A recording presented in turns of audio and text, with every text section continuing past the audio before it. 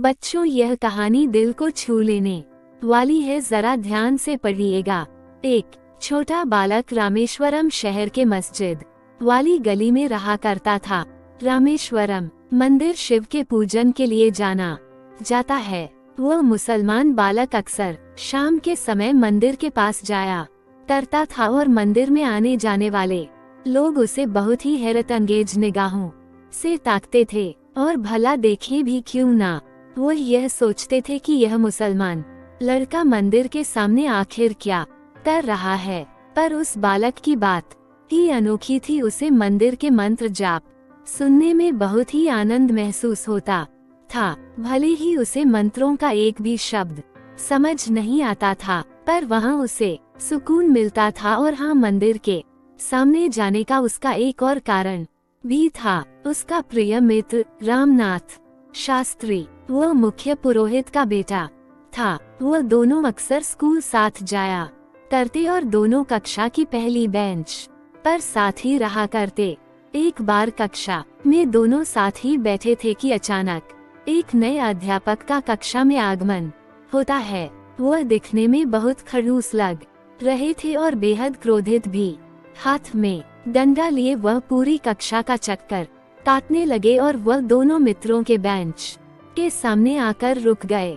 उस मुसलमान बालक को कहने लगे, अरे ओ टोपी वाले, आखिर तुम्हारी हिम्मत कैसे हुई पुरोहित के बेटे रामनाथ शास्त्री के साथ बैठने की? तुम नहीं जानते यह कौन है? जाओ, सबसे अंत की बेंच में जाकर बैठ जाओ। यह वह अध्यापक कहते हैं। वह बालक मायूस होकर लास्ट की बेंच में जाकर बैठ जाता है। जैसे ही छुट्टी का समय होता है, वह दोनों खूब रोते हैं और उन्हें लगता है कि अध्यापक उन्हें कभी साथ रहने नहीं देंगे। इस तरह से तो उनकी दोस्ती टूट जाएगी, और वह दोनों ऐसा बिल्कुल भी नहीं चाहते थे। इसी तरह अगले दिन वह बालक अपने घर पर बैठा था और भागते भागते रामनाथ शास्त्री उसके घर पहुंचता है और उसे कहता है, जल्दी चलो, मेरे पिताजी ने तुम्हें घर बुलाया है। अब वो बालक घबरा जाता है कि भला रामनाथ के पिता ने उसे क्यों बुलाया होगा। वह घबराकर वहां पहुंचता है। वहां पहुंचकर वह देखता है कि रामनाथ शास्त्री के पिता उस अध्यापक को खूब डांट रहे हैं। उन्हें कह रहे हैं कि तुमने उस बालक के साथ अन्याय क्यों किया। अध्यापक होने के नाते तुम्हें ऐसी हरकत करना शोभा नहीं देता, और न ही बच्चों में जात पात का भेद करना सही है। अब से तुम्हें स्कूल में अध्यापक पद की कोई जरूरत नहीं है। अध्यापक पद से तुम्हें दरखास्त कर दिया जाता है। यह सुनकर अध्यापक पुरोहित जी के हाथ पैर जोड़ते हैं और क्षमा मांगते हैं।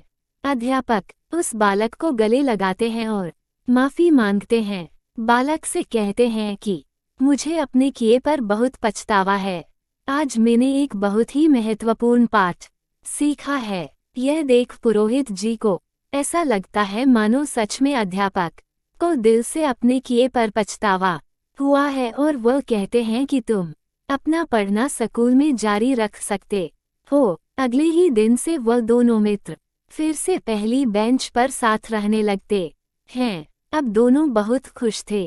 क्या आप जानते हो वह मुसलमान बालक कौन थे? वह थे हमारे सबके चहेते डॉक्टर अबुल पकीर जैनुलाब्दीन अब्दुल कलाम।